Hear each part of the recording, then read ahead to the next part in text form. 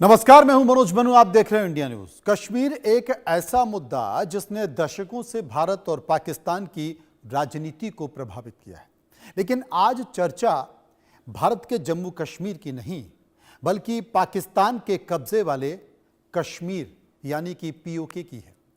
PoK जहां पर प्रधानमंत्री भी है, राष्ट्रपति भी है, विधानसभा भी है और वहां का एक अलग झंडा भी है। पाकिस्तान इसे आजाद जम्मू कश्मीर कहता है, लेकिन सवाल यह है कि अगर यह इलाका इतना स्वायत्त है, इंडिपेंडेंट है, तो फिर वहां पर हजारों लोग सड़कों पर उतरकर पाकिस्तान सरकार के खिलाफ प्रदर्शन क्यों कर रहे हैं? यह समझने के लिए आपको यह रिपोर्ट देखनी होगी। पीओके में प्रधानमंत्री भी, राष्ट्रपति भी,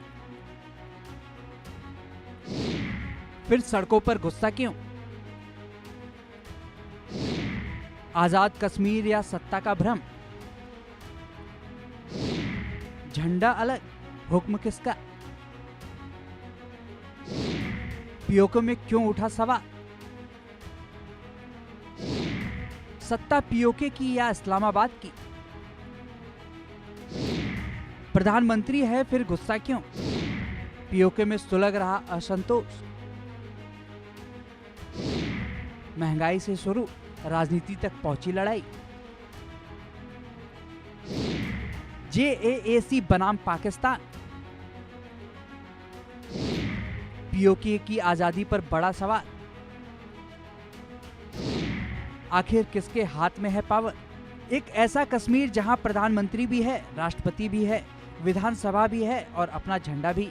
लेकिन सवाल यह है, अगर ये सब कुछ है तो फिर सड़कों पर आग क्यों है? क्यों पाकिस्तान के खिलाफ हजारों लोग खुला मोर्चा खोले हुए हैं?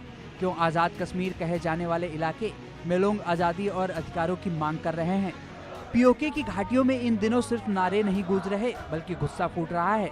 हजारों लोग सड़कों पर हैं, सरकारी दफ्तरों के बाहर प्रदर्शन हो रहे हैं और पाकिस्तान सुरक्षा बलों के साथ टकराव की तस्वीरें सामने आ रही हैं। इस आंदोलन की अगुवाई कर रही है ज्वाइंट अवामी एक्शन कमेटी यानी जेएएसी। शुरुआत महंगाई से हुई, बिजली के बिलों से हुई, आटे और खाने पीने की चीजों की बढ़ती कीमतों से हुई। लेकिन अब मामला सिर्फ महंगाई तक सीमित नहीं है। अब मांग है राजनीतिक अधिकारों की, अधिक प्रतिनिधित्व की और इस्लामाबाद के बढ़ते दखल को खत्म करने की। यानी आर्थिक लड़ाई अब राजनीतिक विद्रोह का रूप लेती दिख रही है। पीओके की कहानी आज की नहीं, करीब 79 साल पुरानी है। साल था 1947। ब्रिटिश भारत का बंटवारा हो चुका था, लेकिन जम्मू कश्मीर के महाराजा हरि सिंह ने भारत और पाकिस्तान में से किसी एक को चुनने का फैसला नहीं किया था। इसी बीच पाकिस्तान समर्थित कबायली लड़ाकों ने कश्मीर पर हमला बोल दिया। हालत बिगड़े, श्रीनगर खतरे में आया और तब महाराजा हरि सिंह ने भारत से मदद मांगी। भारत ने मदद की, लेकिन उससे पहले विलय पत्र पर हस्ताक्षर हुए। भारतीय सेना पहुंची, युद्ध शुरू हुआ और फिर युद्ध विराम रेखा खींच गई। कश्मीर का एक हिस्सा भारत के पास रहा और एक हिस्सा पाकिस्तान के कब्जे में चला गया। यही इलाका आज पीओके कहलाता है। अगर पाकिस्तान पीओके को नियंत्रित करता तो फिर उसे पंजाब या सिंध की तरफ प्रांत क्यों नहीं बनाया? यही सबसे बड़ा सवाल है।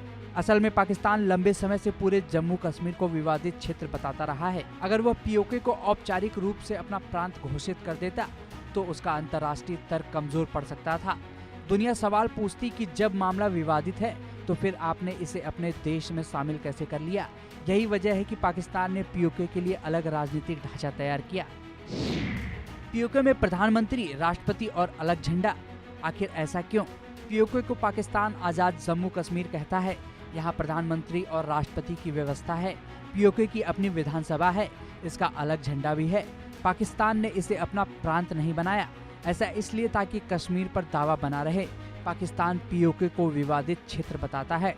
बड़े फैसलों में इस्लामाबाद का असर माना जाता है। जेएएसी ज्यादा अधिकार और स्वायत्तता की मांग कर रहा है। इसी वजह से पीओके की असल आजादी पर बहस जारी है। अक्सर पीओके की तुलना भारत के पुराने अनुच्छेद 370 से की जाती है, क्योंकि दोनों जगह अलग झंडा, अलग संवैधानिक व्यवस्था और विशेष अधिकार दिखाई देते थे। लेकिन समानताएं यहीं खत्म हो जाती हैं। अनुच्छेद 370 भारत के संविधान का हिस्सा था। यह जम्मू कश्मीर के भारत में विलय की संवैधानिक प्रक्रिया से जुड़ा हुआ था। वहीं पीओके की व्यवस्था पाकिस्तान द्वारा बनाई गई प्रशासनिक संरचना है। कागजों पर देखें तो पीओके के पास सब कुछ है, सरकार है, विधानसभा है, अदालतें हैं, लेकिन सवाल है फैसले कौन लेता है।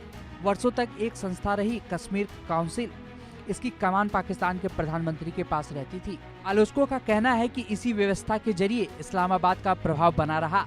आज भी कई अहम प्रशासनिक पदों पर पाकिस्तान से भेजे गए अधिकारी मौजूद हैं। बजट से लेकर विकास योजनाओं तक और सुरक्षा से लेकर प्रशासन तक हर बड़े फैसले में पाकिस्तान की भूमिका दिखाई देती है। यही वजह है कि पीओके की स्वायत्तता को लेकर बहस कभी खत्म नहीं हुई। तो अब ये बात करते हैं कि आखिर जेएएसी चाहता क्या है। बिजली सस्ती हो और बिलों में राहत मिले, महंगाई पर नियंत्रण किया जाए, आटा और अन्य जरूरी सामान सस्ते किए जाएं, स्थानीय लोगों को ज्यादा राजनीतिक अधिकार मिले, शासन में जनता की भागीदारी बढ़ाई जाए, इस्लामाबाद के हस्तक्षेप को कम किया जाए, सरकारी व्यवस्था में जवाबदेही और पारदर्शिता बढ़े, पीओके के लोगों को अपने भविष्य से जुड़े फैसलों में अधिक प्रतिनिधित्व मिले। जेएएसी ने इन मांगों को लेकर 38 सूत्रीय मांग पत्र भी पेश किया है। जिस संगठन ने आज पाकिस्तान सरकार की नींद उड़ाई है उसका नाम है जेएएसी। संगठन का कहना है कि पीओके के लोगों को अपने भविष्य से जुड़े फैसलों में ज्यादा अधिकार मिलने चाहिए। यानी लड़ाई अब सिर्फ जेब की नहीं बल्कि राजनीतिक हिस्सेदारी की भी है। पीओके विधानसभा में 12 सीटें शरणार्थियों के लिए आरक्षित हैं। ये सीटें उन लोगों के लिए हैं जो 1947 के बाद पाकिस्तान में बस गए थे। इन सीटों के प्रतिनिधि पीओके के बाहर रहने वाले लोग चुनते हैं। इससे उनकी राजनीतिक आवाज कमजोर पड़ती है। जेएएसी इन 12 आरक्षित सीटों को खत्म करने की मांग कर रहा है। आरोप है कि इन सीटों से इस्लामाबाद का प्रभाव बढ़ता है। पीओके का भविष्य तय करने का अधिकार वहीं के निवासियों को हो। अदालत ने इन 12 सीटों को संवैधानिक संरक्षण प्राप्त बताया। इसी मुद्दे ने जेएएसी आंदोलन और हालिया प्रदर्शनों को तेज कर दिया। प्रधानमंत्री है, राष्ट्रपति है, विधानसभा है, अलग झंडा भी है, लेकिन फिर भी जनता सड़कों पर है। यही पीओके का सबसे बड़ा विरोधाभास है। अगर व्यवस्था पूरी तरह स्वायत्त है तो लोग बार बार इस्लामाबाद के हस्तक्षेप का आरोप क्यों लगाते हैं? अगर सारी शक्तियां स्थानीय संस्थाओं के पास हैं तो राजनीतिक अधिकारों की मांग क्यों उठती है? आज पीओके में जो संघर्ष दिखाई दे रहा है वह सिर्फ महंगाई का नहीं, सवाल यह है कि क्या उनके पास वास्तविक शक्ति भी है, और शायद यही सवाल आने वाले समय में पीओके की राजनीति की दिशा तय करेगा। Bureau report, India news.